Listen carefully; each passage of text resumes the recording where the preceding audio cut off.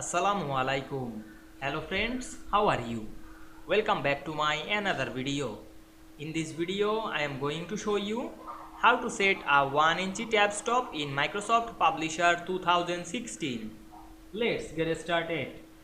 Firstly, we have to open a Publisher document. Now we want to set 1-inch tab stop. Click inside a text box. Then go to the paragraph setting option. Then go to the tabs settings and we can see here the tab setting is 0.5. Now we change it. Increase this 1 inch. Then click OK. Now we want to apply this tab stop. Click before the text. Then press tab on our keyboard and we can see we set the tab stop 1 inch very easily. I hope you enjoyed the video. Please like, comment, share and subscribe my channel. Thanks for watching.